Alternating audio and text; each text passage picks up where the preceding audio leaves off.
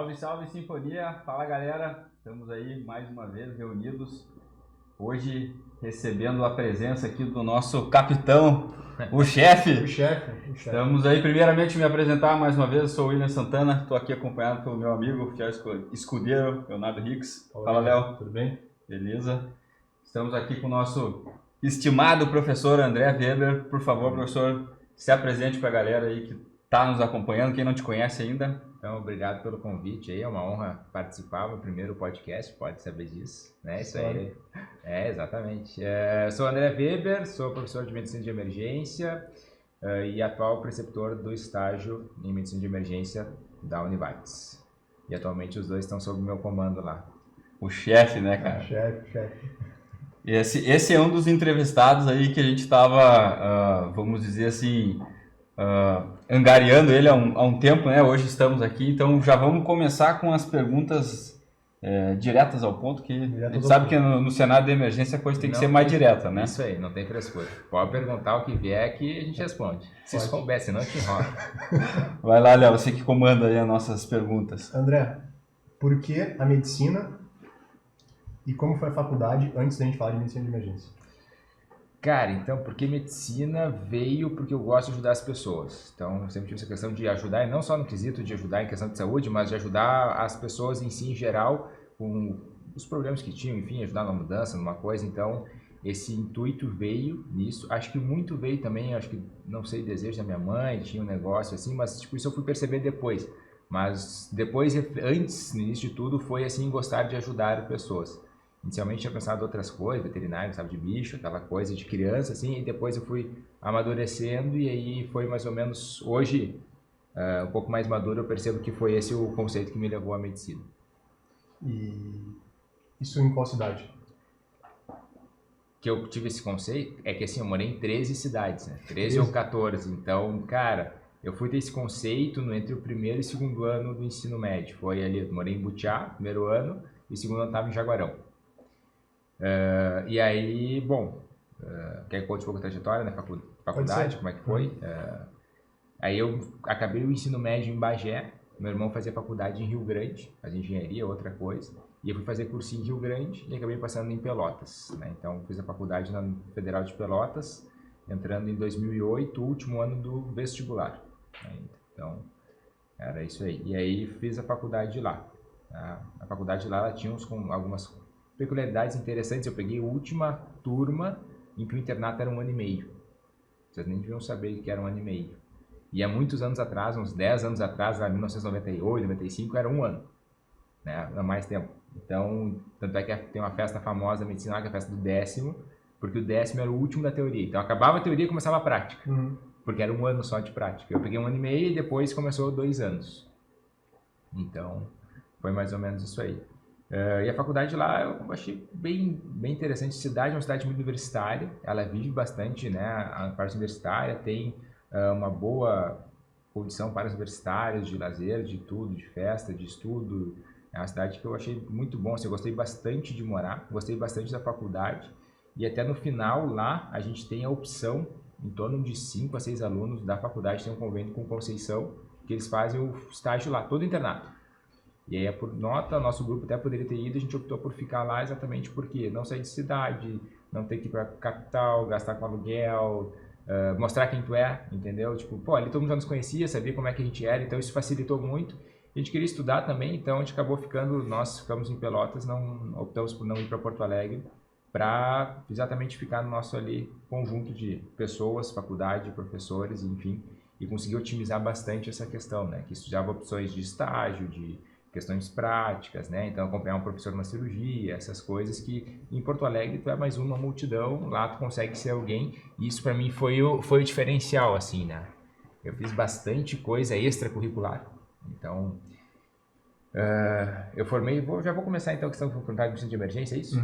Tá, então já vou Posso começar. só fazer uma pergunta aqui, André, aproveitando que a gente estava falando nas mentorias mesmo, rapidamente só, dessa questão de aproveitar as oportunidades dos locais que a gente está estudando. Por exemplo, aqui, né, a gente tem um monte de oportunidade aqui no nosso hospital, que a gente tem até uma certa proximidade com os nossos professores, os nossos preceptores, porque em grandes centros, muitas vezes, tem muita gente, tem um monte de residente, um monte de internos, né? Não tem tanta proximidade e não tem tantas oportunidades. Como é que foi para ti essa experiência? Se puder falar um pouco mais da importância disso, porque às vezes a gente vê assim que o pessoal dá mais valor até para estágios muitas vezes nas capitais e não dá tanto valor para o que a gente tem aqui. Sim. Então, assim, eu sempre gostei muito de fazer a questão prática, né?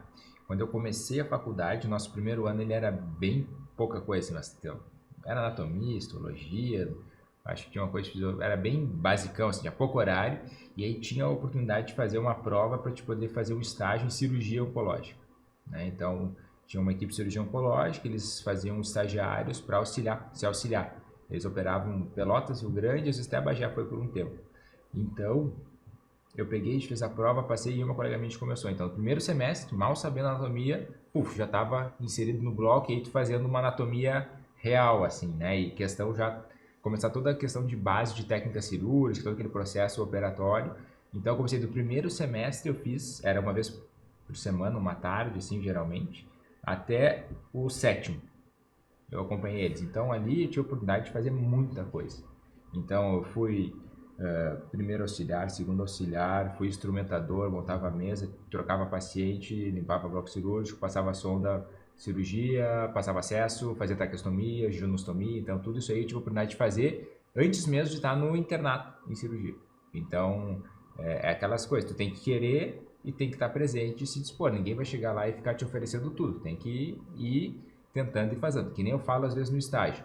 Eu não sei quais são as dúvidas que vocês têm e eu não sei se vocês vão... Então, vocês têm que falar. Eu não tenho como, não leio mentes ainda, gostaria, mas não leio. Então, vocês têm que perguntar, porque senão eu vou partir de um pressuposto que eu imagino, que é o que seria o ideal. Às vezes não tem esse pressuposto, então a gente tem que trabalhar isso.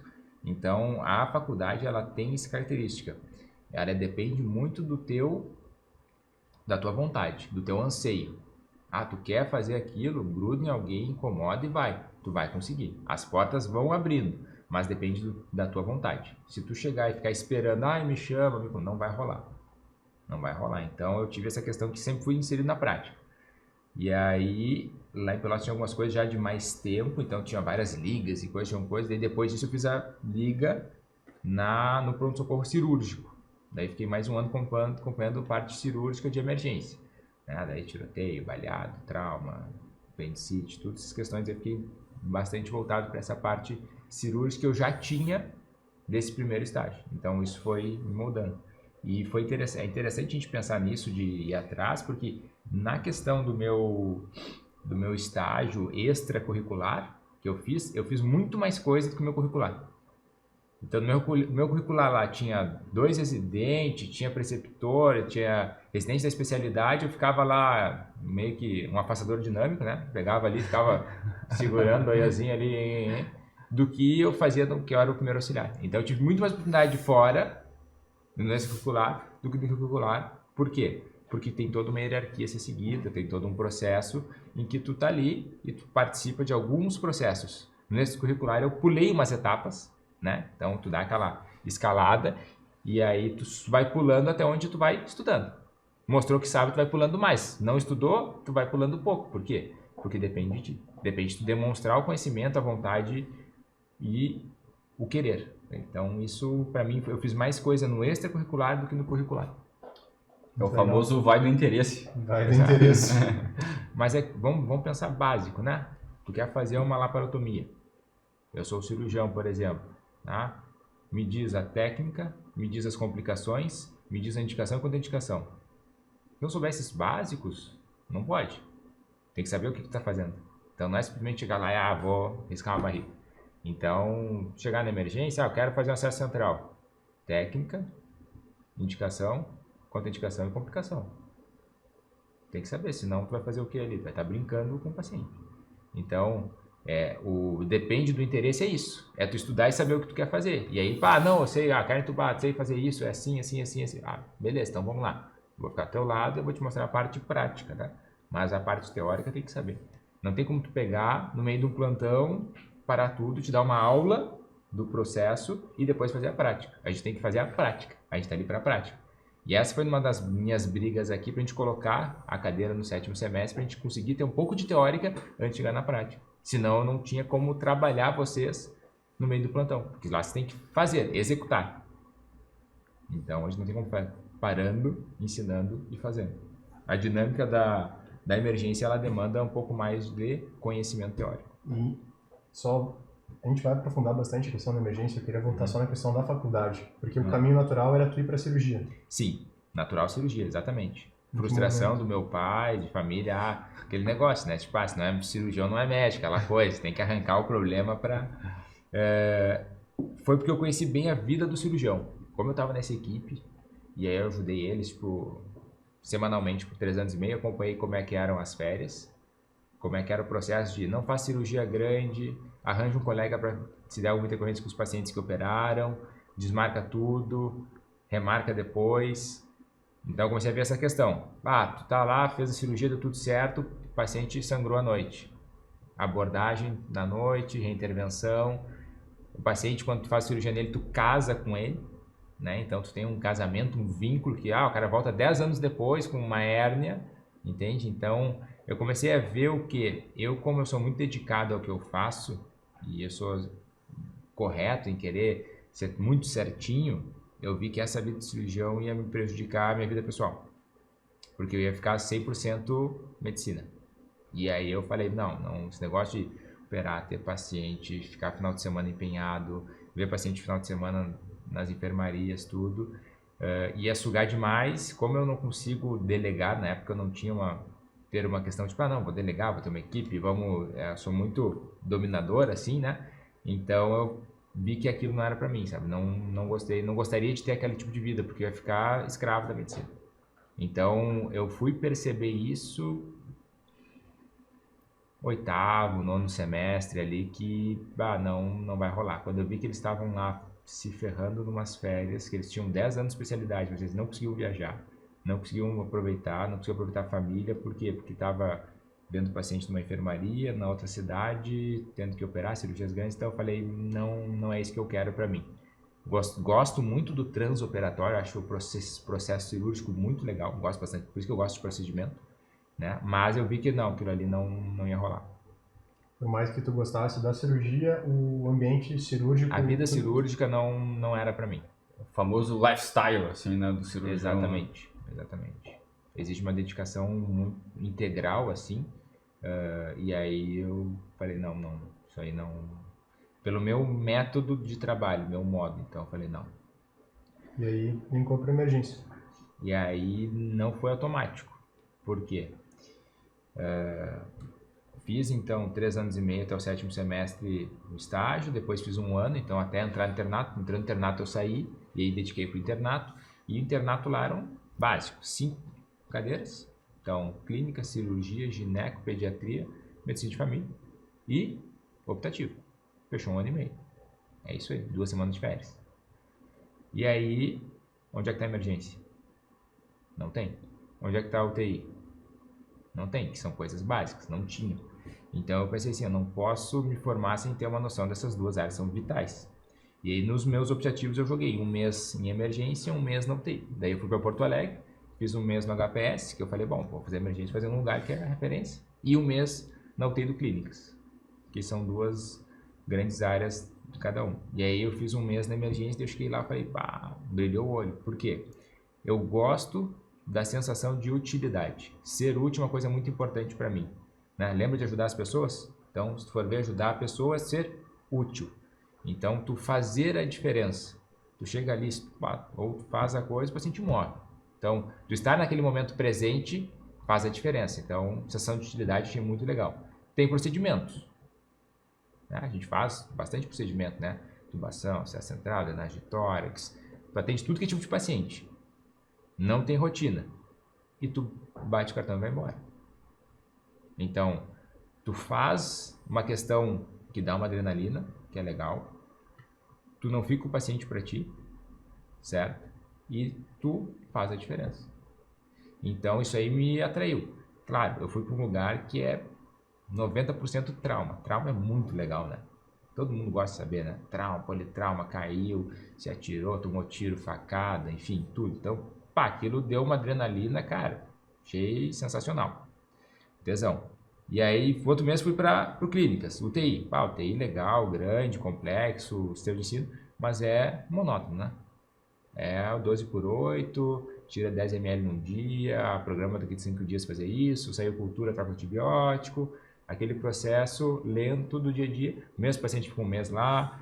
Então eu falei, legal, um paciente a cada semana. O resto faz beabá, que é o arroz com feijão. Então é uma coisa muito mais estável e previsível. Eu gosto do caos. E aí, brilhei para emergência. Na época, isso era 2013, tá? Não tinha, a especialidade não existia, então não era reconhecida. Muita gente iniciava a residência e saía por causa disso, porque eu vou estar trabalhando e do meu lado vai ter um recém-formado ganhando a mesma coisa, então eu ficava com medo da valorização, o que hoje em dia se provou exatamente o contrário.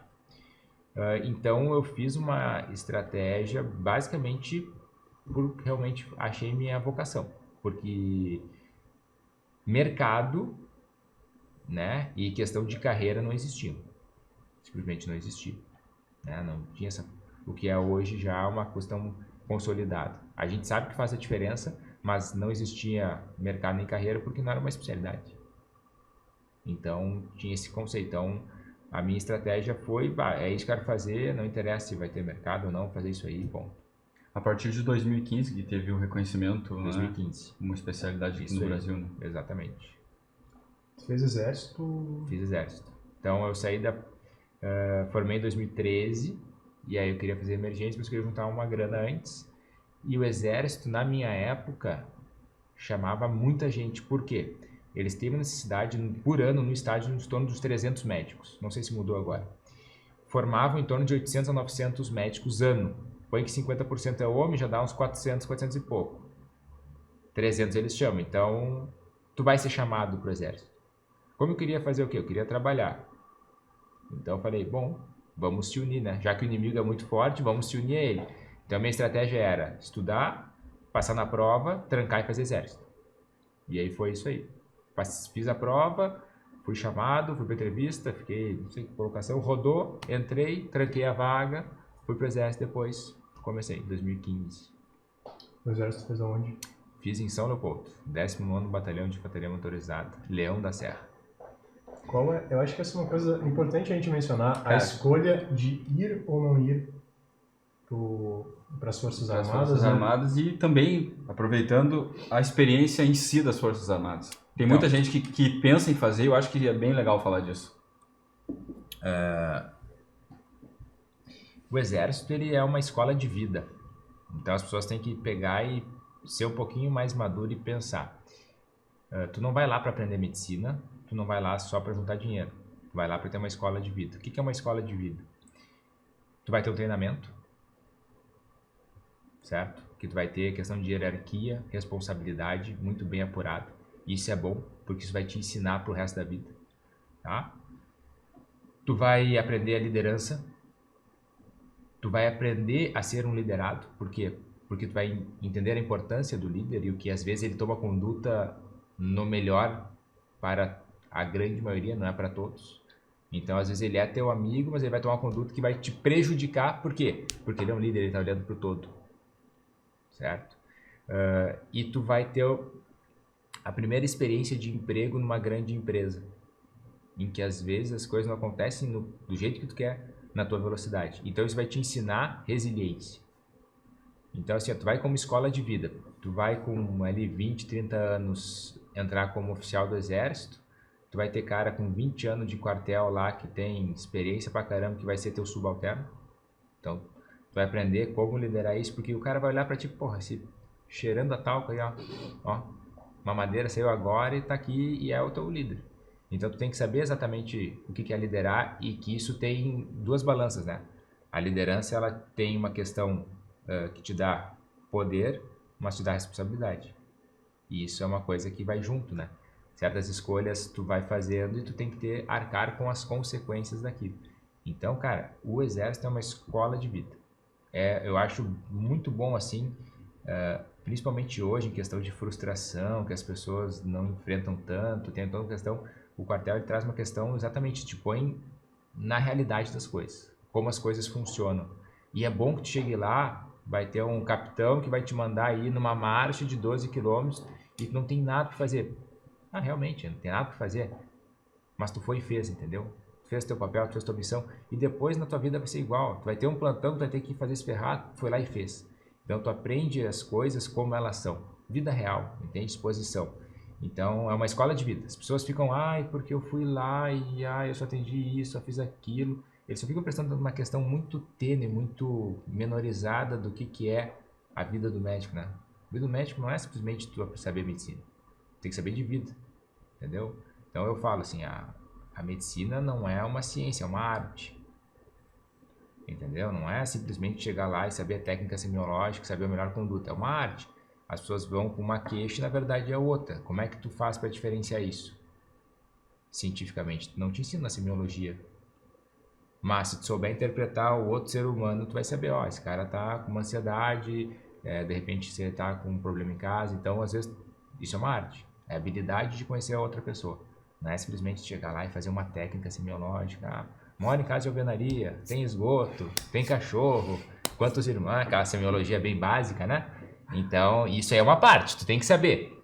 Mas isso é uma parte técnica que tu vai usar para fazer uma arte. É a mesma coisa uma pintura, né, cara? Pode ensinar lá pro cara traços de pintura, pincel, técnicas, mas fazer um quadro não é a técnica, é a arte, né? Então, é isso que eu trago. Para nós é a mesma coisa. Então, o quartel eu acho muito interessante. Primeiro, a remuneração é legal. Tu vai ter uma experiência diferente, lidar com armamento, vai aprender hierarquia, vai ter outros irmãos de farda, que a gente chama, realmente tu cria uma irmandade com os outros dos seus pares, né? Então tu vai aprender o que é a vida militar, que é uma vida bem diferente de uma vida civil, né? Responsabilidades. Então tu vai ter noção assim de como é que funciona uma questão realmente de uma pessoa formada da vida militar. Então eu acho que assim, esquece um pouco a questão médica e traz para a vida, te dá um ganho muito grande. Então, hoje, muito do que eu consigo ter com os alunos de hierarquia, responsabilidade, respeito, eu aprendi no quartel. Então, se vocês forem na minha aula, essa aqui não foi convidada. Essa não. Que chato, hein? Se vocês forem na minha aula, não tem barulho, não tem conversa, por quê? Cara, é o que tem que ser, vida real. Então, cara, essa liderança não é uma coisa que tu faz uma coisa, é uma questão que tu vive. Então eu trago isso do quartel. Horário, respeito, hierarquia, liderança, isso é tudo vem do quartel. E na rotina, assim, do dia a dia como emergencista para liderar a equipe, assim, que a gente sabe que é um ambiente que tem que ter um líder que sabe o que está fazendo de forma bem precisa, né? Como que isso tem uma influência na tua rotina? Cara, liderar a equipe na emergência é tudo. Então a gente brinca que o emergencista ele tem a arte de liderar o caos, certo? E eu falo, às vezes eu brinco, as pessoas falam, eu cheguei, eu trouxe a paz, né? O que é a paz? É tu orquestrar as coisas. Como é que tu faz isso, né? Tu tem vários processos acontecendo. Então, tu tem que saber a técnica de qual que é o pior, qual que é o mais grave, e aí você vai dedicar mais tempo, e o outro tu vai fazendo as vias diagnósticas. Então, vamos colocar lá, chegou 3 pacientes. Qual que tem mais risco à vida? O 2. Então, eu vou trabalhar no 2. Estabilizei o 2, eu já sei que está acontecendo com o 1 e o 3. Já vou nesse meio tempo sabendo. Qual que precisa abordagem primeiro? O 3. O que é o 3? Tem risco à vida? Não, é uma questão simples, não perde tempo. Abordagem direta, sintoma, diagnóstico, vai para o 1. E aí depois tu faz a reavaliação. Então, a nossa vida basicamente é isso. Saber processo, saber quem que tu perde tempo, quem que tu não perde tempo, abordagem diagnóstica. É isso. E aí tu domina o caos. Entende? Então, tu vira um pouco multitarefas, né? Ao mesmo tempo eu tô lá vendo um paciente, ficou pronta a tomografia. Eu já tô aqui, já sei qual é o próximo passo, é a tomografia. Mas eu vou precisar da tomografia do exame, então eu não vou olhar a tomografia, eu vou esperar todo o processo. Então, o manejo do tempo é fundamental na emergência. Então, a arte de liderar o caos. O caos liderado, ele não vira caos, ele vira ordem. É o que a gente tem que fazer, a gente ordena o processo. Então, o nosso processo é saber qual que é o 1, qual que é o 2, qual que é o 3, qual que é o 4, e a gente vai colocando assim, e vai sendo de um para outro, e depois reavaliando todos. Então, é basicamente isso que a gente faz.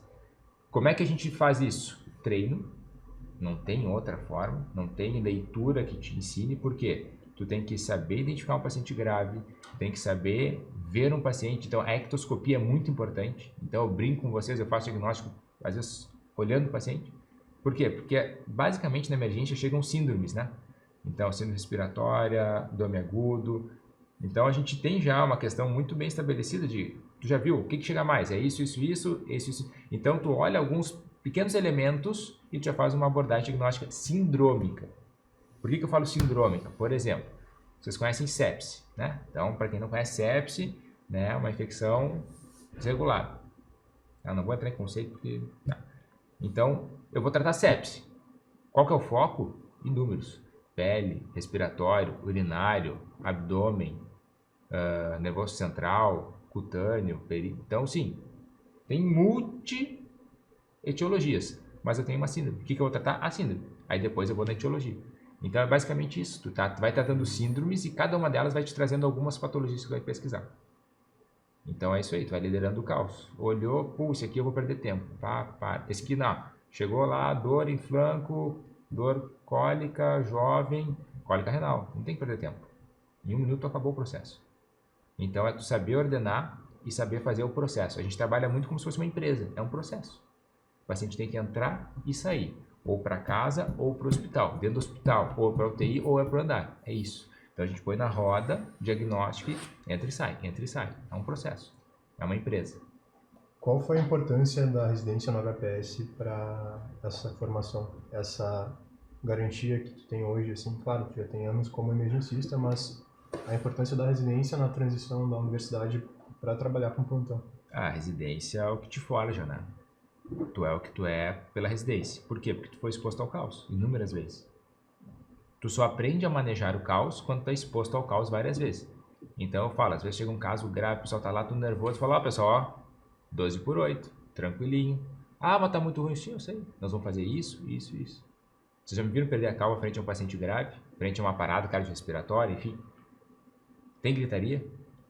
Não. Por quê? Porque tu sabe manejar aquilo. Mas isso é treino. Então, eu na residência.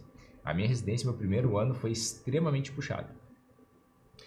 Naquela época, no HPS entravam 6 residentes por ano. A regra era geralmente metade desistir. Ficavam 3. Então, eu tinha 3 R3, 3 R2 e entraram 6. Então, nós tínhamos uma escala com 11, 12, que depois, logo depois, então, 11, que em maio já saiu 1. E nós tínhamos que fazer 2 residentes 24 horas todos os dias. Então, tipo, a gente tinha muito plantão. Eu fiquei de março a agosto, setembro. Toda vez que chegava uma ambulância com um paciente grave, eu ficava taquicárdico. O que está vindo? Será que eu vou saber lidar? O que está acontecendo? Aí depois de tantas vezes, eu falei, então tá, traz que nós vamos dar jeito.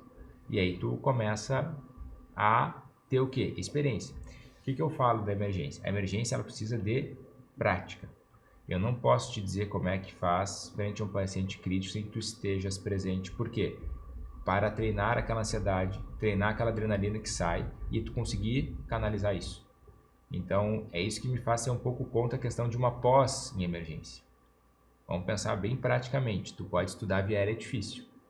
Legal? Agora, como é que se intuba um paciente com tiro de 12 na cara? Como é que tu sabe isso? Fazendo, né? Vendo um tiro de 12 na cara. Entende? Então, assim, cara, o HPS me trouxe isso. Vocês já viram morte por empalamento? Eu já vi. Tá? Empalamento, sabe o que é empalamento, né? Sim. Tá? Então, eu já peguei morte por empalamento. Toracotomia de reanimação. Né? Então, trauma torácico, parada visualizada, toracotomia lateral esquerda, massagem cardíaca, essa coisa toda. No meu primeiro ano foram 5, nos meus plantões. Então, é isso que a residência me trouxe. É isso que o HPS me trouxe. Vivência, então prática e teoria. E aí eu tive a grande oportunidade que, como a medicina de emergência no Brasil começou no HPS, a maioria, grande parte dos meus preceptores, eles já eram emergencistas, viviam daquilo e se formaram naquilo. Então isso me trouxe uma camada de muitos anos de experiência de gerações, né? Então isso é muito, a geração traz diferença. Então, foi para fora, viu tal coisa, trouxe, experimentou, isso que funciona, isso que não funciona. Isso aí, então, a residência é o que te traz, é o que te forja, né? E uma pergunta mais objetiva, durante a residência tu já fazia plantão fora? Sim. Tinha que fazer... Eu casei na Rio 1, da Custa. Então, eu casei. Então, assim, eu fazia 8 a 9 plantões na residência e uns 5 a 6 fora. 14 noites fora. Puxadinho. Sim. Sim. Não, eu ativei o modo sobrevivência no primeiro ano, né? Simplesmente, tipo assim, lá academia, comer saudável, cara, sobrevive. É isso. Técnica de guerrilha. Chegava em casa, era um vegetal. Então, eu e minha esposa, ela demorou pra entender que às vezes eu chegava em casa e ficava aqui, sentado no sofá, olhando TV, e ela perguntava, cara, Nárnia, não sabia nada. Mas ela demorou depois pra entender que eu tava numa estafa mental. Então, são processos. Não é o melhor, mas também temos que olhar o lado bom das coisas. As pessoas só olham o lado ruim, mas tem um lado bom. Tu só consegue ser capaz de algo se tu fez. Então, eu não consigo fazer tantas repetições disso, não consigo fazer tantos quilômetros, até lá, consegui. Aí tu vê as pessoas angustiadas, ansiosas, frente a um plantão que vai ter tantas horas. Tu nunca fez, não sabe se vai conseguir ou não. Vai lá e tenta. Então, tu tem que tentar. E isso te dá o quê? Capacidade das coisas. Então, tu consegue ver o quanto tu é capaz frente a esse estímulo, esse esforço. E aí, depois, tu vê os frutos disso, né? Então, claro, tem que dosar, tem toda uma questão de ser uma questão saudável, mas tem esse aprendizado também. Tipo, tu tem uma capacidade muito maior do que tu imagina. Só que a gente fica o quê? Num conforto, comodismo, né? É muito pesado. Não, mas tu fez? Não fiz, mas é pesado, tô olhando, não vou nem fazer. Então, essa questão a gente se limita sem nem fazer, nem tentar. Isso é muito complicado. E a residência te tira isso, te obriga.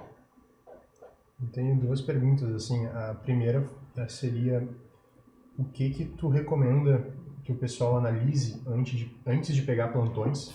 Seja uma questão até da própria aptidão da pessoa pegar esse plantão e também a questão estrutural da escolha do local de trabalho. E depois, linkando isso com a tua vinda para Lajeado.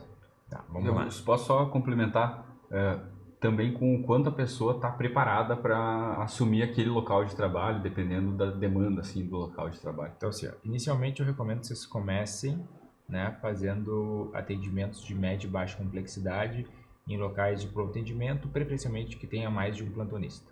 Tá? No início, quando tu sai, tu não tem experiência, tu tem medo de prescrever uma dipirona para dor. Por quê? Tu vai pensar, se dá uma alergia, o que eu vou fazer? Então, tu tem toda essa questão. Tu ainda não formou os teus passos de abordagem diagnóstica. O que é passo de abordagem diagnóstica?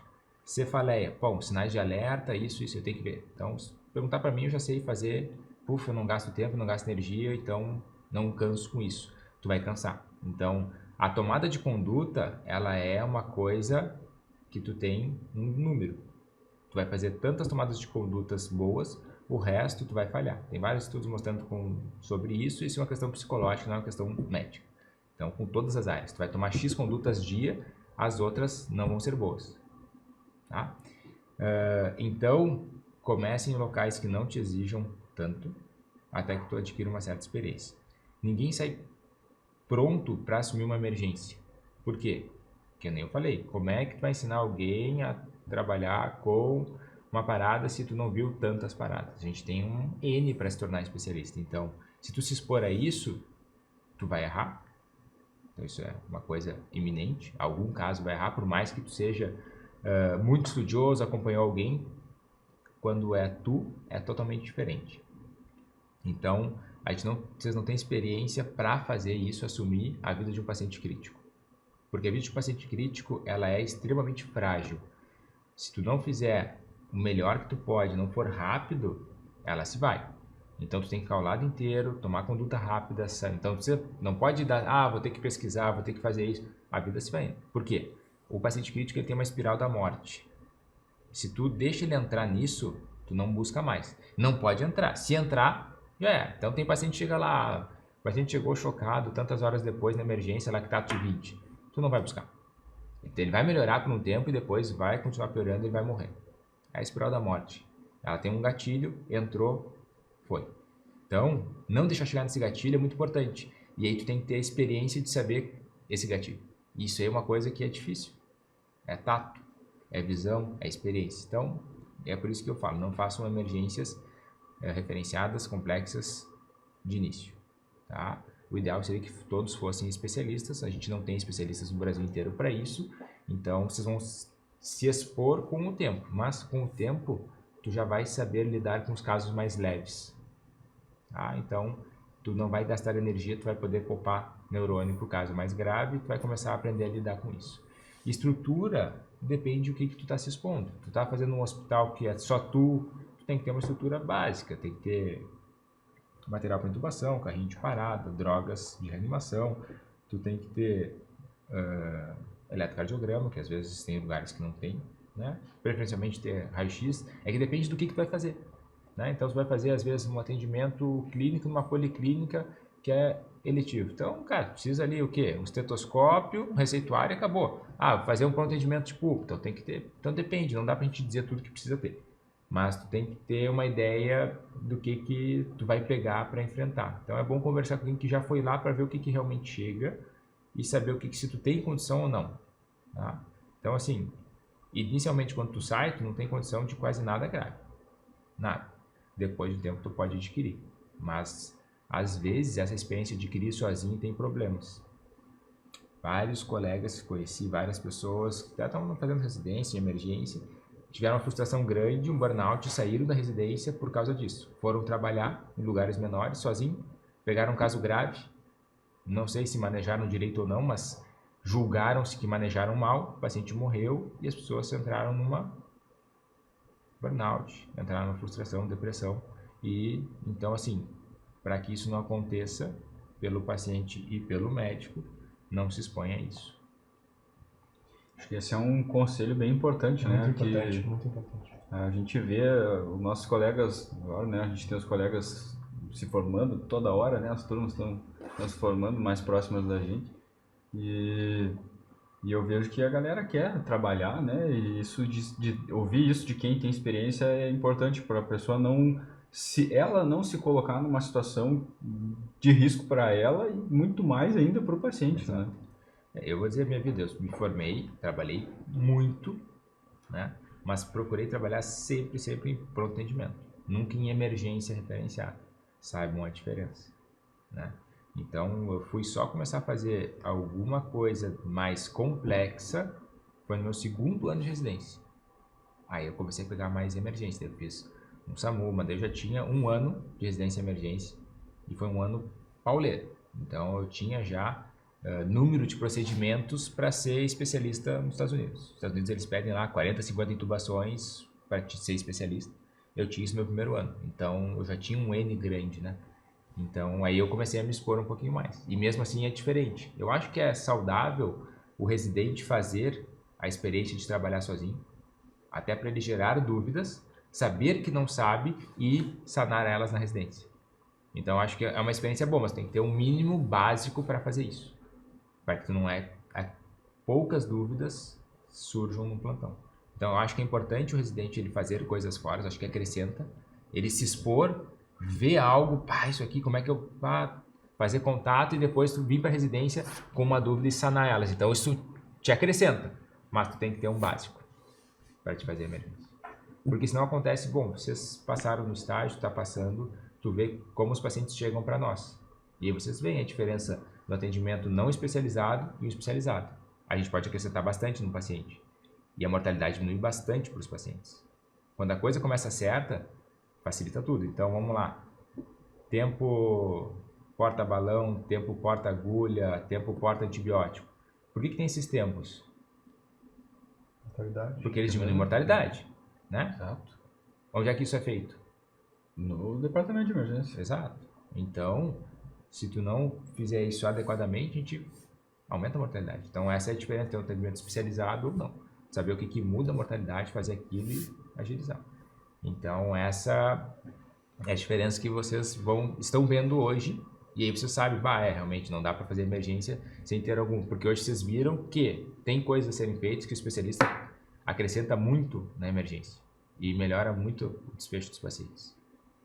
Eu acho que isso fica mais evidente ainda, pelo menos a impressão que eu tenho, nos casos realmente graves e urgentes, né? Que aí, assim, até aquela pessoa que está preparada para a tensão da situação, né? PCR, por exemplo, né? Um caso clássico, o paciente entra em parada, se é no andar é um caos, o pessoal fica apavorado. Agora, no pronto-socorro, aqui no nosso PS, principalmente, né? Quando tem a equipe da emergência mesmo, né? Nossos preceptores aí que estão fazendo a rotina da emergência, a gente vê a diferença que tem na abordagem mesmo, né? O pessoal, vamos cada um fazendo a sua função, ordena a orquestra a coisa, exatamente, né? ordena o caos, né? Tu faz isso, teu próximo passo é esse, tu vai fazer isso, tu é o próximo. Então, tu ordenando, eu acho a parada uma coisa meio chata de trabalhar, porque é muito monótono, né? São 5H, 5Ts, entendeu? Acabou, são 10 coisinhas. E é tudo protocolizado, então não precisa pensar. É só tu executar, por isso que eu acho que é meio chato. Então, mas é isso, entendeu? Tipo, tu pensar, o cara tá falando que parada é monótono. Vai pra de quem tá falando, né? Então, assim, no final das contas, eu acho muito mais desafiador um choque do que uma parada, porque realmente é. Tem várias causas de choque, e o choque é um manejo que tu tem realmente, tipo, ele pode estar numa espiral se não for precoce, então é muito mais difícil um choque, em que tu vai ter um paciente mais difícil para uma intubação, fisiologicamente difícil, tu vai ter um acesso mais difícil, né? Então toda a resposta do paciente é pior, são vários sistemas acometidos, então é tecnicamente mais difícil um choque grave do que uma parada. A parada é um protocolo fixo. Então, não deixa de ser difícil, mas é uma questão basicamente de saber lidar com a ansiedade. Tirou a ansiedade da parada, ela é uma coisa chata.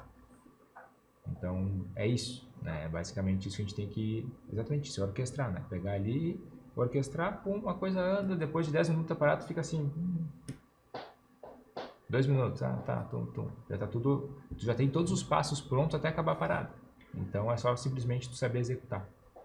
Tem alguma recomendação que tu faça para o acadêmico ou para o interno que vá estar nesse ambiente de emergência em relação ao referencial teórico, né? Porque é algo que tu pede muito para os alunos, vamos discutir a teoria disso aqui. Então vamos lá, a gente está no estágio para treinar a prática. Então a gente tem que ter um básico de conhecimento. O que seria um básico de conhecimento? Bem simples assim, eu não me preparei para isso. Então vou tentar falar o melhor possível, tá? Procedimentos tem que saber. Então tem que estudar técnica. Então tem que saber técnica de intubação, acesso venoso central, sítios, complicações todas, que nem eu falei antes, né? Temos que saber a drenagem de tórax, paracentese, tórax-centese, tá? Esses são básicos junto com uma punção lombar. Então são as coisas básicas que tem que saber, que é o que tu vai executar lá. Depois temos que trabalhar algumas síndromes, né? Então o que são síndromes? Sepse, AVC, infarto, tá? Depois a gente tem que falar sobre choque. Muitos grandes chega o paciente com choque, a gente não sabe se são parte da sepse ou não, a grande maioria é, mas então temos essas 3 grandes síndromes, né, que nós vamos trabalhar. Depois temos que falar de abdômen agudo, dispneia, tá? Delírio, hemorragia digestiva, intoxicações. Então, são alguns básicos que a gente vai ter para trabalhar grande pessoal. E depois, claro, todo dia a emergência traz desafios para todo mundo, para mim também, né? Então, cara, é desafio todo dia. Isso que é legal, a gente pesquisa todo dia. Eu sei síndromes, sei bastante coisa ali, mas, cara, chega as coisas novas que eu não sei. Então, chega intoxicações novas que eu nunca vi, né? São desafios que nos surgem no dia a dia. E cada vez vão continuar surgindo, porque a gente vai descobrindo novos diagnósticos, novas doenças, novos tratamentos. Então vamos lá, estudamos tudo. Aí veio o Covid. Covid já foi toda uma esculhambação, uma doença nova, uma ventilação diferente, um paciente com uma evolução diferente, tratamentos que surgiram. Então o corticoide, que era uma coisa, ficava meio, realmente funciona. Então a gente teve que aprender. Então isso é o nosso dia a dia, são coisas novas que vão surgindo que a gente vai aprendendo No dia a dia também. São situações que você aprende. Ninguém vai estar 100% pronto para tudo. Por quê? Como eu falei para vocês. Vai chegar um empalamento. Provavelmente eu vou ver uma vez na vida, que eu já vi. Ponto. Então são coisas que são situações que nos trazem no dia a dia. O que a gente aprende a lidar? A grande síndrome, que é o que realmente leva para o paciente. Então, vamos pensar lá. Insuficiência cardíaca, tá? Faz o diagnóstico, tem um monte de tratamento novo agora e tal. Mas ele chega na emergência descompensado. O que leva à descompensação? É isso que eu vou saber. Né? Então, a infecção e uma aderência. Pum, aí vai fazer tratamento, abordagem sindrômica da insuficiência cardíaca. Tá? Então, é mais ou menos saber o que é a abordagem sindrômica das descompensações. Qual que é o nosso grande problema da formação acadêmica? E isso é bom que os mais novos escutem. A gente tem uma abordagem etiológica, fisiopatológica, classificação, fração de ejeção, no caso do insuficiência cardíaca. Mas quando o paciente chega na emergência, eu não sei o que fazer. Porque eu sei fazer o quê? Paciente do ambulatório. Mas a descompensação eu não aprendo. Por quê? Porque não faz parte da aula. Descompensação de insuficiência cardíaca aguda. É difícil, a gente geralmente tem o quê? Insuficiência cardíaca. Essa é a aula. Mas quando ela agudiza, eu não sei o que fazer. E a gente tem esse gap, né? Entre a descompensação e o quadro fisiopatológico. O que eu tento fazer? Eu tento trazer esse meio termo. Trazer o quê? O que fazer nessa descompensação. Então, meu objetivo na minha cadeira é exatamente essa. Então, o que fazer frente a um AVC quando chega? Tu estudou a questão da fisiopatologia, do cardiovascular, do hipertenso, do tabagista, do dislipidêmico, do diabético, né, da fibrilação, o que leva ao AVC. Tá, mas quando acontece, o que eu tenho que fazer? Eu tenho que fazer tomografia, tá, e daí eu tenho que trombolizar. Então, minha parte é trazer isso dentro da academia. Né? O que fazer num paciente descompensado? Porque a gente não tem isso na formação habitual. Felizmente temos no estágio de emergência quando a gente consegue ver essa objetividade ali no cenário. A gente tenta trazer, na final a gente tenta trazer isso. Então a gente trouxe para o estágio, agora a gente complementou melhor com o Eduardo aqui nas seminários, prova, tudo para trazer um pouco desse gap e deixar ele o menor possível, né? Principalmente nessas síndromes maiores, que é algo que vão trazer o grande número de pacientes graves, né?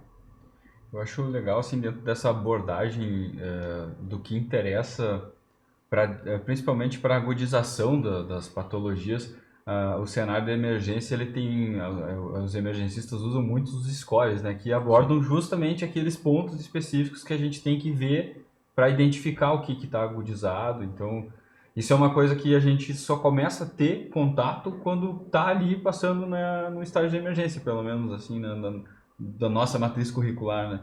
E muda bastante a forma de avaliar o paciente, de pensar o paciente, né?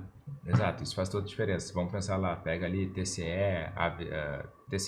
AIT, síncope. Quando é que eu vou internar ou não esse paciente? Tu pode ter uma ideia quando tiver experiência, isso que demora tempo, ou tu pode usar um score que vai te dar o quê? Quais são as principais coisas a serem vistas. Então o score tem esse papel, né? O que tu tem que ver? Ele te dá uma balização do que é importante. Isso é importante porque, como eu falei, tu entra na emergência, é uma roda. Chega, diagnóstico e depois ou casa, ou internação ou UTI. Não tem outra opção, não tem que ficar. Os únicos que ficam ali são os loucos da emergência, que é nós. O resto sai, os pacientes têm que sair, os alunos também. Então, é uma abordagem que tu tem que... E aí o score te dá exatamente o quê?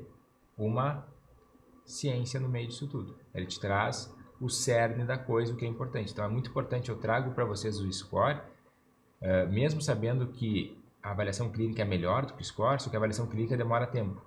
Vocês não vão ter esse tempo, então eu preciso dar uma via direta, um curto-circuito nisso. Então, o score te traz o que é importante. E aí tu usar o score, ele vai te balizar, ele vai te trazer o que é certo na grande maioria dos casos.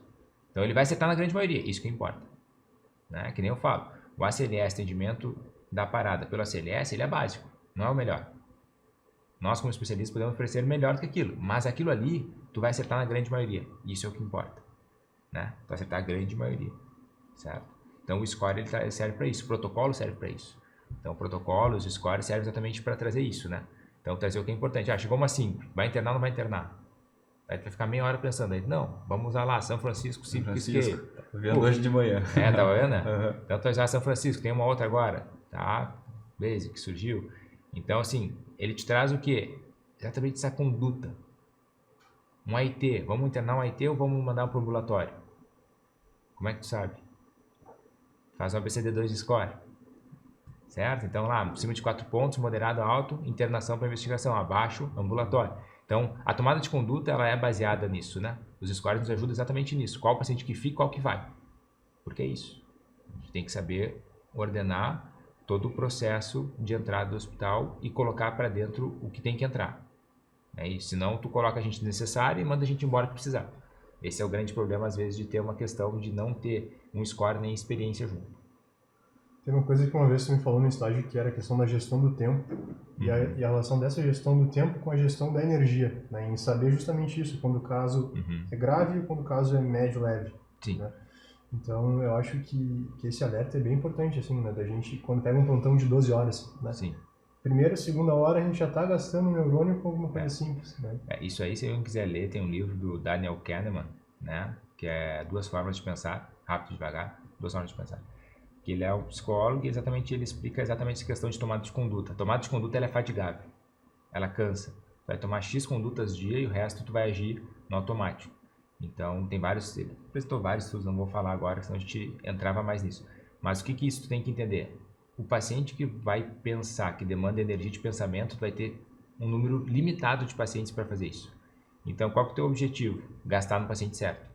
Então, se chegou um paciente com uma gastroenterite, que a cidade inteira está com gastroenterite, e tu perder tempo em 400 mil coisas, e pode ser uma Yersinia, pode ser um Campylobacter, tu vai gastar neurônio onde não precisava. Aí chegou um paciente, que é um idoso, imunossupresso, com delírio, que aí sim tu tem que pensar. Abra a caixa de Pandora. Exato, que pode ser tudo, né? Aí sim eu tenho que pensar. Agora, se eu gastei neurônio no cara que não precisava pensar e não gastei no outro, o que eu fiz? Eu errei. Então, a ordenação do tempo é extremamente importante no desfecho do paciente. Porque daí tu vai gastar energia onde realmente precisa. Só que isso demora um pouquinho de tempo. Saber quem tem uma predição de gravidade não, isso ser rápido, demora um tempo até estar enculturado, né? Então, eu tenho que saber, chegou lá, cólica renal, bati aqui, esse exame, isso aqui, vai embora. É a objetividade da emergência, né? É isso aí. Eu acho que isso, para mim, eu vejo assim que os próprios, né, a gente esteve falando dos scores, eu acho que os scores, eles fazem muito, tem muito esse papel, assim, de economizar neurônio, né, assim, a gente focar no diagnóstico rápido para dar o interesse, a devida importância para aquilo que realmente a gente tem que focar, né? Exato, porque a abordagem, lembre-se, a gente está numa emergência, a gente não vai resolver todos os problemas do paciente, a gente vai manter eles vivos e vamos fazer o melhor possível, com o recurso possível. Então, é isso que a gente tem que saber. Focar no importante. O paciente que voltou para reclamar depois. Se ele voltou vivo, eu estou louco de feliz. Então, começa por aí. Importância é risco à vida. E às vezes as pessoas não têm essa... Todo mundo quer resolver esse problema rápido. Hoje em dia a gente tem a questão da ansiedade, o tempo. Todo mundo só pensa em si, né? Então, a emergência dá esses conflitos. Por quê? Porque o cara chegou lá, está demorando, não fizeram nada. Tu pode estar em vários outros pacientes que são mais graves, tem risco à vida, então essa questão é importante a gente saber elencar. Mas exatamente isso, a tomada de conduta é fadigável, tu tem que gastar com quem realmente precisa. Senão, tu vai desperdiçar, vai ser pior para o paciente, tu vai acabar um plantão de 12 horas exausto. Isso acontecia, eu lembro quando eu fazia um plantão de 12 horas antes, muitos anos atrás, 2014, por exemplo, era, cansativo, tu saía podre, não lembrava quem tu era, ia pegar o carro no estacionamento, não sabia que estava o carro. Por quê? Porque tu entrou em fadiga mental, estafa mental. Hoje não. Hoje eu faço 12 horas, tranquilo, sereno. Por quê? Porque eu já consigo ter organização de pensamento, de saber onde gastar, onde não gastar. Então eu consigo ter uma economia de tempo e saber onde gastar. Isso aí faz toda a diferença. Deixa eu abordar uma questão aqui que a gente percebe, às vezes, quando a gente frequenta as emergências, a importância da equipe. Da equipe, né? Multidisciplinar ali, enfermeiro, técnico. Queria que tu falasse um pouquinho disso, assim.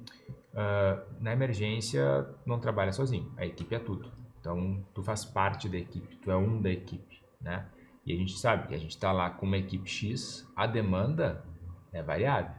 Então, a gente tem uma demanda média, mas a gente vai ter dias de pico, né? Tanto para cima quanto para baixo. Então, nesses dias de pico, tu vai ser parte da equipe mais atuante. Então, tu vai ajudar a passar paciente, vai ajudar a carregar todo o peso de oxigênio, vai ajudar a motorizar. Por quê? Tu não pode se dar ao luxo de não fazer coisas que tu julga que não é da tua área. Por quê? Tem que estar lá o paciente, tem que fazer. Então, tu tem uma equipe X e tem X de serviço. Tem que equalizar. Então, A equipe é quem atende o paciente. Por quê? E aí saber ordenar a equipe é importante, porque muitas vezes tem algum processo que tu sabe que não é importante naquele momento. Só que vai demandar para a equipe. Vamos dar um exemplo. Tá lotado, tá um caos.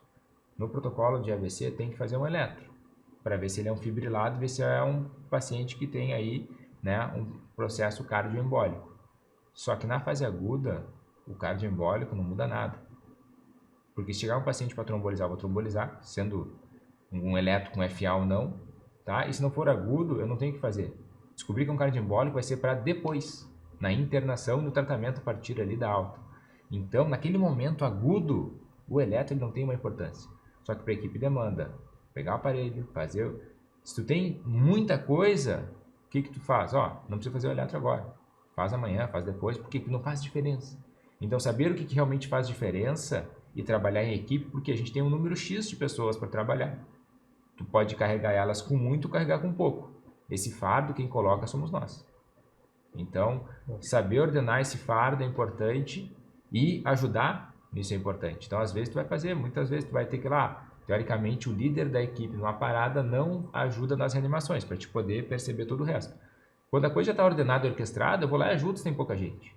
Por quê? Porque cansa. Fisicamente é cansativo. Então, tu vai lá e se põe a serviço também. Isso faz muita diferença, até porque cada vez tu realmente vira equipe se tu faz isso, né? Se tu não pensa dessa forma, tu não está trabalhando com equipe. Ah, mas é que tem que fazer, tá no protocolo. Ok, faz a diferença. Então, a gente tem que saber ordenar, tem que saber colocar o fardo, fazer o que é muito importante. Em alguns momentos de pico, tu vai suprimir algumas coisas que não tem uma relevância tão importante para que tu consiga fazer todo, né?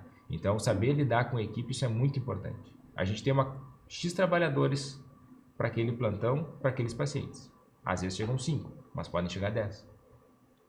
Então, tu saber colocar o fardo em cada um, saber realmente, ó, esse aqui primeiro, faz isso, porque senão eles ficam perdidos, sobrecarregados, e aí fica complicado. E aí depois tu perde o quê? A liderança. Quando tu tem a liderança conquistada através do serviço, todo mundo trabalha junto, todo mundo ajuda. Agora, quando tu não tem isso, a coisa não flui. Então, saber liderar é uma arte, é uma habilidade. E depende exatamente disso que a gente conversou agora. Eu vejo assim muito paralelo disso com a gente estava falando antes, né, da experiência da vida militar, tem muito disso, né, Tem. de saber liderar uma equipe. Exatamente. É bem legal isso, né, esse paralelismo entre a medicina de emergência e saber liderar, por exemplo, né, uma equipe dentro de um batalhão, enfim, né, acho que isso é bem... Tem muita coisa que tu traz, né? Pensa bem, às vezes o médico tem 20 anos a menos de idade do que o enfermeiro e tem 20 anos a menos de experiência. Escuta o que o cara tem para falar. Não seja soberbo. Não caia na arrogância. Ele viu 20 vezes mais do que tu viu. A conduta vai tomar. Mas tem que saber escutar, porque a experiência faz muita diferença. Então, é isso que tu absorve da vida militar, né? Ah, eu fui lá, líder da seção de saúde, tinha um enfermeiro lá com 20 anos de casa. Ele vai te dar os passos, ó, escuta, pensa e vê se tu tem alguma coisa para aproveitar. Tem algumas coisas que não vai seguir exatamente, porque às vezes o cara quer fazer uma coisa que não é o adequado, quer fazer uma artimanha, isso acontece bastante, né? Às vezes quer, não vou fazer tal coisa, por quê? Porque é mais fácil, dá menos trabalho para mim, então às vezes tu tem que saber isso, mas às vezes tem coisas que te ajudam. Então, pega, escuta, seja humilde e faça a conduta. O melhor para o paciente. Né? Às vezes, claro, todo mundo às vezes tem tendências de querer trabalhar menos. Então, não, se a gente não fizer tal coisa, todo mundo vai trabalhar menos. Mas, às vezes, tu tem que fazer as coisas, independente da quantidade de serviço. A gente está lá para trabalhar. Então, é a nossa parte, nosso papel, mas o militar com a emergência tem muito a ver, a arte de liderar. É muito parecido muitas coisas, né? Então, essa questão de toda a hierarquia, todo o processo, e a liderança não é tu colocar a hierarquia na ponta da faca. Às vezes no militar tu tem que fazer isso pro cara aprender como é que é, né? Então, às vezes tu tem ali os campos e coisas, tu estressa. Mas na emergência não precisa disso. Tem a questão que a gente tem ali, tem chefia e liderança. São coisas diferentes. Liderança tu se conquista, né? Não é herdado, é conquistado, é diferente. Às vezes tu herda e conquista, aí é o melhor. Queria perguntar, assim, hoje se discute, e provavelmente vai ser implementada a residência em medicina de emergência no HBB, né? Sim. Mas quando tu chegou aqui, a realidade era bem diferente, né? Eu Sim. queria que tu falasse um pouquinho dessa transição, assim, da medicina de emergência no hospital e o teu papel nisso também. Bom, eu vim pra cá exatamente, esse era um dos motivos, tá? Eu vim pra cá, por que eu vim pra Lajeado? Porque era o único lugar que tinha? Não, tá? A gente tinha muitas propostas, porque tem poucos profissionais na minha área, ainda tem muito poucos. Então eu vim pra cá porque tinha a questão acadêmica, tinha a questão de morar no interior, que era uma vontade nossa, e tinha a questão de chefia da emergência. Quando eu fiz o meu estágio, eu fiz um estágio fora, né? Fui para os Estados Unidos acompanhar o Billy Mello, que é uma referência aí mundial em índice de emergência. Ele foi para várias áreas remotas, enfim. E aí eu falei com ele que eu estava para vir para cá, era dezembro de 17, eu vim para cá em março de 18. E aí ele falou, tu tem que assumir a chefia, porque tu vai poder fazer a diferença quando tiver a tomada de conduta na tua mão. E aí, então, eu vim para cá por causa esses três motivos, né? Tinha o estágio para começar, então a T1 começava o estágio em agosto, setembro, por aí, né? Então tinha o estágio da T1 para começar, tinha a chefia e tinha a vida no interior de uma cidade que era numa localização boa, enfim, e a questão financeira também estava adequada. Então foi por isso que eu vim. Quando eu cheguei, nós tínhamos uma estrutura diferente, não tinha um atendimento do politraumatizado adequado, a gente fez algumas mudanças físicas rápidas, era ficha de papel, então os caras pegavam, sabe aquelas FA que a gente assina no final e põe na caixinha? Aquilo lá era feito manual. Então eu chegava de manhã, olhava, um monte de risco, um monte de prescrição, não sabia o que tinha sido feito. E já existia sistema, então a gente saiu da folha de papel, literalmente, que tem segurança zero para o paciente, é absurdo, tinha o sistema, já tinha o TASI, só não acontecia, para uma acreditação ONA 13, então com o processo de protocolo de sepsis funcionando, protocolo de AVC funcionando, protocolo de torácica funcionando, sequência rápida de intubação funcionando, dor abdominal funcionando, a gente faz, né, TCE leve, então a gente saiu de folha de papel para um certo nível de qualificação nesse período todo. E com os alunos fazendo parte e residentes de medicina interna fazendo parte, hoje como um dos seus principais estágios. Eu acho que para vocês é um dos principais estágios do internato, que vocês colocam a mão na massa e a emergência ela te traz a realidade, vem de tudo, qualquer hora, então não tem escolha, vem, simplesmente acontece. E para os residentes também. Então eles conseguem se formar nessas habilidades aí, fazendo o quê? Uso. Tem que chegar e fazer. Não adianta só estudar, tem que praticar. É isso que vai te formar, é a forja, né? Então, eu acho que foi uma... Hoje, olhando assim e vendo o Guilherme, o Eduardo, aí seguindo o processo, melhorando ele, né? Aí, tá vendo o tempo de permanência, vendo... Então, indo além, eu fui até um pedaço, né? Então, a gente dá um salto, agora eles têm que dar outro salto. Então, é assim que a gente vai. Mas vendo assim o processo é gratificante, cara. É muito bonito tu olhar para trás e ver que todo o desgaste que foi, que me levou a um burnout, enfim, de fazer tudo isso, fazer todo esse processo 4 anos e meio, assim, me desgastar para ter gente qualificada, fazer plantão quando não tinha, né, fazer o além, ir fora de horário, participar de reunião, fez diferença. Então, para mim, isso aí é uma alegria, assim, ver... Hoje eu tenho uma alegria grande aí, porque o serviço melhorou como um todo, né, a estrutura física também mudou, a questão profissional mudou, mas a questão também dos alunos mudaram. Então hoje a gente tem 6 alunos fazendo residência em medicina de emergência. Então eu sei que eu tenho um pedaço importante nisso, e isso para mim é uma alegria, porque assim, a gente só faz aquilo que a gente vê. Então se tu escolhe aquilo para tua vida que tu achou bom, então isso é uma alegria para mim, porque isso é um reflexo do que eles viram no estágio. Então para mim é satisfação total. Legal, 6 ex-alunos da Univades fazendo residência em medicina de emergência. Isso certamente aí. Tu tem um papel muito importante nessa decisão. É bastante. Com certeza. Hoje de manhã mesmo a gente estava falando assim que e não é demagogia não, nem puxar a brasa. Hoje de manhã a gente estava conversando com o Eduardo, né? Como o estágio da emergência ele é um salto assim para a gente muito significativo na nossa vida de internos, assim. A gente, o da clínica ele já prepara a gente a base assim para chegar na emergência, e aí na emergência que a gente começa a a pegar o traquejo da coisa mesmo, A fazer, assim, né? a fazer a coisa. Tu lê e aí tu executa. Isso aí é uma troça que isso é o que faz o ensino, né? Eu aprendi isso fazendo, que foi, eu dava uma aula, daí chegava na hora, dei aula um mês atrás, não lembrava. Falei, pô, o que adianta dar aula? Tu fica, né? Aí eu vi que tu tem que chegar ali e mostrar no paciente e falar, aí gravava. Então, o ensino ele é beira-leito, né? Então é isso que faz dar esse salto, né? Porque tu tá ali no beira-leito, já pega, já resolve, tu mostra, tu vê. Depois que tu vê, que nem eu falo, tu vê um sopro aórtico, grau 5 lá, frame, tu nunca mais esquece, não tem como. Agora, tu colocar na tela e mostrar o que é um frame e tal, tá, legal. Tu não vai gravar. Agora tu foi lá, pum, colocou a mão, escutou, sentiu, nunca mais. Então, isso aí pra mim é o que faz diferença. E aí a emergência te traz isso, né? Te traz essa abordagem. Tu pode aproveitar isso muito bem e tu pode aproveitar mais ou menos. Depende do que se quer. Né? Então, isso aí eu vejo que é a diferença, né? O que tu quer chegar. Se tu quer fazer só o básico, o que tem para fazer? Eu dei essa pergunta, né? Tem que fazer tudo. Cara, vai atrás, faz. Sugestão objetiva para o aluno que vai passar no estágio da emergência. Proatividade.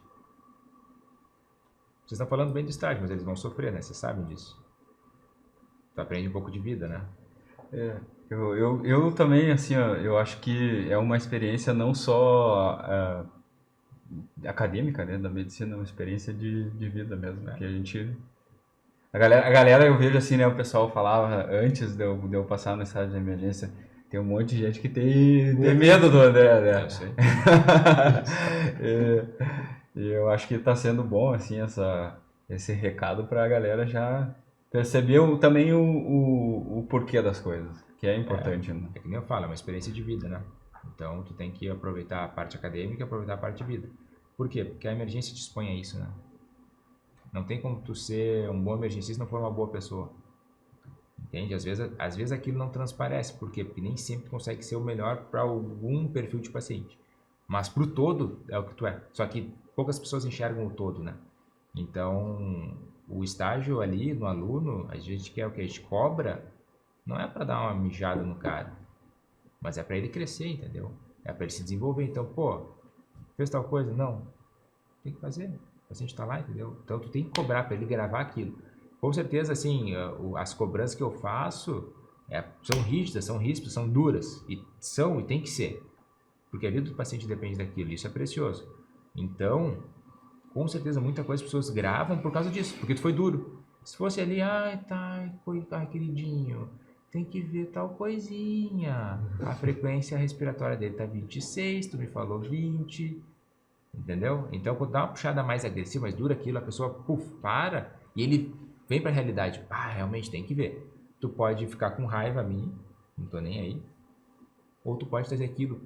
Isso é importante, tem que ver, na próxima eu vou fazer diferente. E aí tu vê muito bem a diferença do aluno que passou no primeiro semestre ali, 9º ou 10º, conforme coisa, e na segunda passagem. Vocês sabem disso. A primeira passagem de vocês é uma, a segunda é outra. E o eletivo é outro. E o eletivo é diferente ainda, porque daí tu tá lá por vontade própria. Sempre quando tu escolhe alguma coisa, tu vai diferente. Quando é imposto é uma coisa. Então, tu fez uma escala no eletivo maior do que no teu obrigatório. Mas tá muito mais exposto ao eletivo, porque tu escolheu. Então é a mesma coisa. Quando te joga uma escala pronta, meu velho, tu tem que fazer isso aqui. Aí tu... Agora, por quê? Porque foi imposto a ti. Agora, quando tu escolhe aquilo, pode ser a mesma escala. Tu tá feliz que foi tu que escolheu. Então é ser psicológico. Quando te impõe é uma coisa, quando tu escolhe é outra. Pode ser a mesma coisa, na prática. Então, a gente dá essa cobrança exatamente para isso, para a pessoa vir para a realidade, saber o que é importante e tomar conduta diferente na próxima. William, nós estamos no adiantar da hora, mas eu queria fazer algumas perguntas que eu acho bem importantes, tá, Vamos lá. André? Rápido, então. Primeiro, a importância, tu falou de não distanciar a questão do emergencista de ser pessoa, né? Te deixei levar a bolinha pronta, hein, negão? Deixa Te eu ajudei, né? pronto, Te ajudei, deixa eu né? ver pronto. Eu queria puxar 3 coisas disso. A primeira, vamos por ordem de importância, tá? Vamos lá. A importância da vida espiritual na tua prática. 100%. Não tem como tu trabalhar com vida dentro da medicina se não tiver uma vida espiritual. Porque tu tem que ter transcendência no que está acontecendo. O sofrimento ele só tem valor quando ele tem um sentido. Tá? Não vou falar de Viktor Frankl aqui, porque não sei muito disso. Não, realmente é. E então, assim, ou tu entende o motivo da dor, ou vai ser só sofrimento e amargura. Então, vamos ser bem prático aqui, como emergencista. Tá convoluchado. O que eu falo para quem tá? Já teve parto? Não. É assim, dói e passa. É o jeito mais fácil. Tu pode fazer todo o processo, fazer analgesia, claro que vai fazer. Mas é isso, vai doer, vai passar. Então, tu tem o sentido que aquela dor é o momento que serve para redução. Então, a vida espiritual é isso na emergência. Tu vai ver muita coisa, vai ver muita morte, vai ver muita coisa. Se não tiver sentido, razão, acreditar em algo superior, tu não vai entender. E aí vai ser só amargura, e aí nós vamos entrar numa questão que não tem sentido, vida sem sentido, que é o que hoje tem grandemente, se for falar aí tecnicamente, niilismo, né? Então, assim, para mim, sem prática espiritual, não tem processo médico, da vida médica, porque tu vai ver muita coisa que tu não vai ver sentido. Vai ver pessoas jovens morrendo, vai ver criança morrendo, tu vai ver politraumas com jovens, e aí tu, mas ele... As coisas têm um sentido para acontecer. E tem uma transcendência acima disso. Então, se não tiver vida espiritual, não vai ter transcendência no sofrimento, vida sem sentido. E aí a gente começa a entrar um monte de patologias que hoje em dia a gente vive numa sociedade muito doente. E a gente pode falar da própria santificação do trabalho, né? Exatamente. Então, eu trago isso eu estou trazendo cada vez mais no meu dia a dia, que é fazer o melhor forma o trabalho, fazer o trabalho uma ferramenta espiritual de poder ajudar o próximo. Então, isso aí tira um fardo muito grande do teu trabalho, porque tu não faz só pensando no teu trabalho, na tua pessoa. Tu faz pensando na pessoa do outro, em se fazer pelo outro, servir o outro. E esse é o sentido da vida. Então, quando tu traz isso para a tua vida, para o teu cotidiano, as coisas mudam, o teu cotidiano fica mais leve e tu sai muito mais realizado do teu trabalho, por mais que ele tenha sido ralado pra caramba, mas tem a realização. Isso aí é o sentimento que não tem remédio, nada que traga, que é a realização. Então, vida espiritual tem tudo a ver com trabalho médico e é de extrema importância para entender o sofrimento, porque grande parte da frustração dos estudantes é exatamente isso, não entender o sofrimento. E aí tu fica perdido, porque tu vai ver tudo aquilo que não era para ver. Pessoas que não eram para morrer vão morrer. Então tu vai ver todo o processo de doença, e se não está preparado para isso, que é exatamente a transcendência no sofrimento, a coisa é complicada. Perfeito. E é um dos motivos que vocês estão aqui. Já linkando a vida espiritual com a questão, eu não posso não mencionar a Melise, a tua esposa. Sim. Qual a importância de ter alguém tão importante do teu lado que te apoia? É base, né?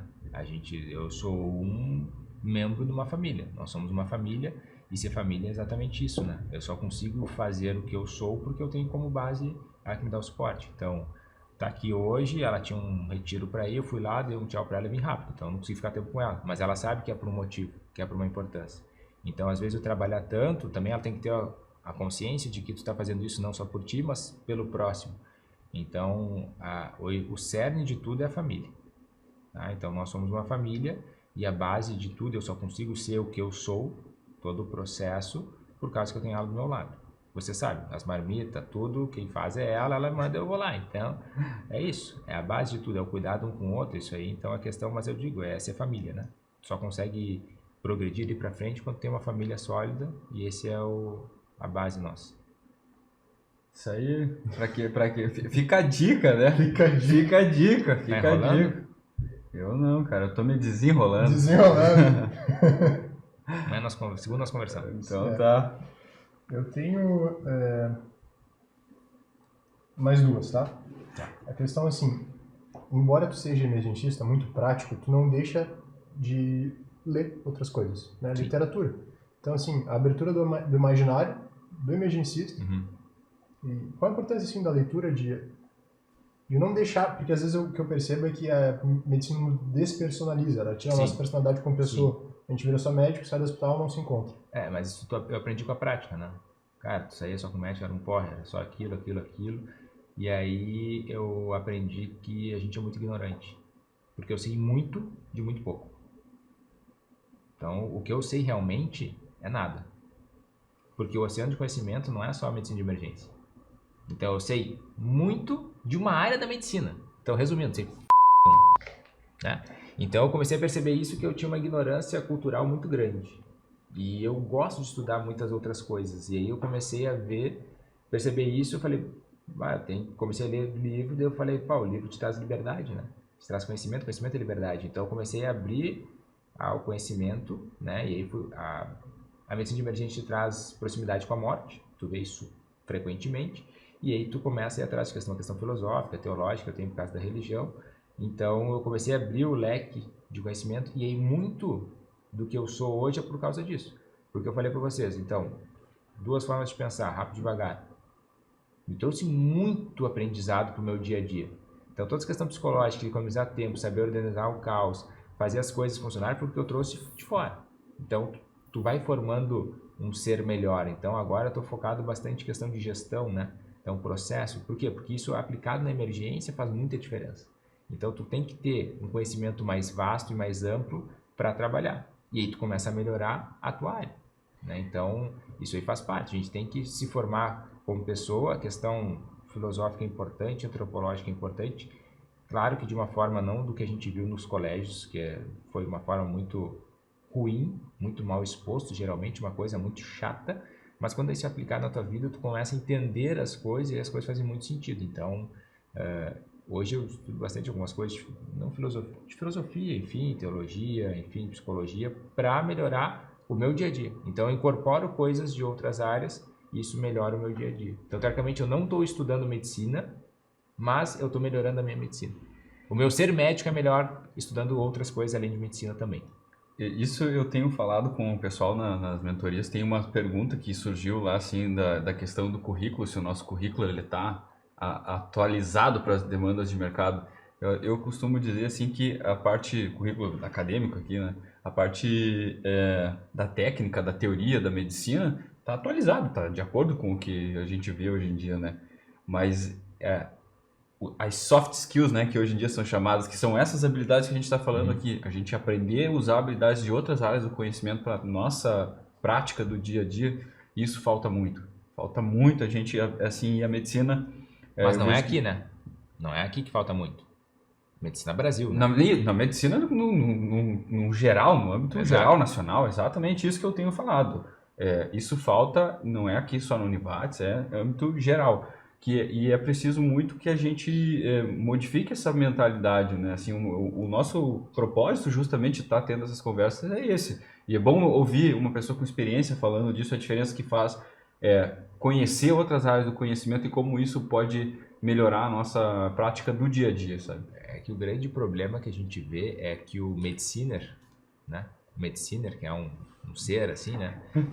No momento que ele faz alguma coisa fora da medicina, ele é julgado. Que ele está perdendo tempo, que ele não está estudando medicina, que tem muita coisa para estudar e não está estudando. Então, existe este conceito, né, de que ou tu é 100% medicina ou tu é um mau profissional.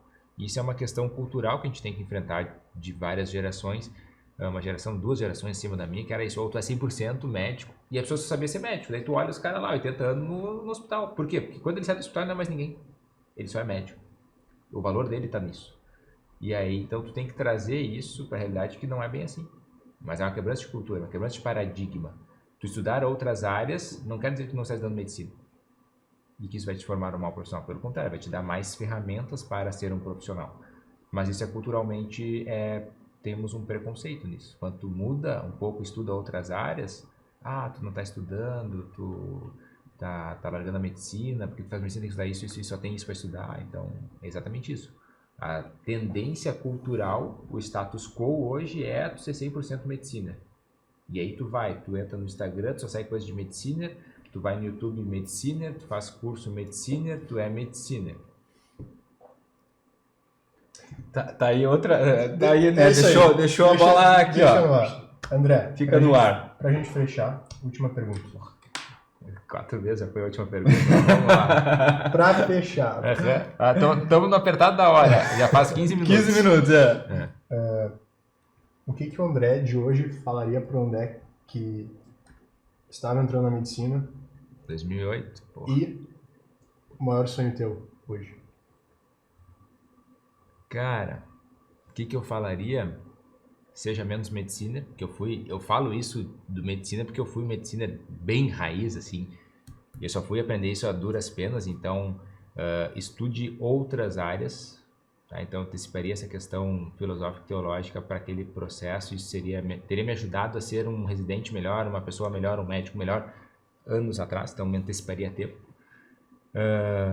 Sonho hoje é ser família, cara. É basicamente ser a integralidade de vida, né? Então é ser integral como um todo, como médico, como esposo, como pai, como tudo. Então para mim eu acho que a integralidade da vida é o que me torna feliz. Então para mim o sonho basicamente é esse: ir para o céu.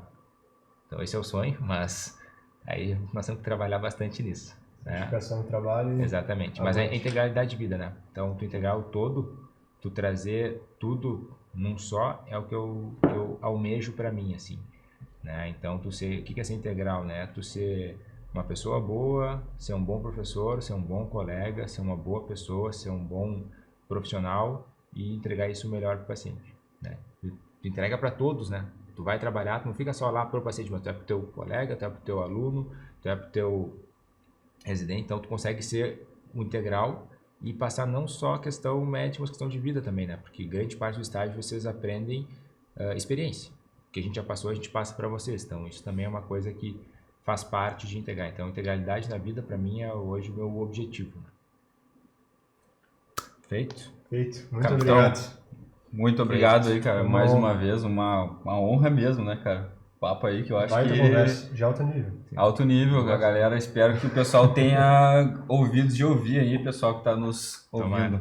Tomara que chegam melhores no estágio, porque uma hora vai chegar e é assim a vida, cara. Uma hora chega. Estejam preparados.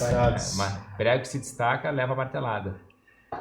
É isso aí, galera. Espero que todo mundo que esteja nos acompanhando tenha aproveitado alguma coisa desse nosso papo e também espero que a gente possa, quem sabe, numa outra oportunidade, conversar mais assuntos aí pra frente. Estamos à disposição. Isso aí. Até a próxima. Nos vemos na... quero só abrir aqui um parêntese, por favor. Se tiver algum recado final, André, uma consideração, alguma coisa para falar. Falou pouco hoje, né, chefe? Acho que eu já falei bastante. Falou pouco hoje. Escutem o que foi e levem isso para a vida, que tá bom. Então tá, galera. Estamos finalizando por aqui. Até a próxima. Tchau, tchau.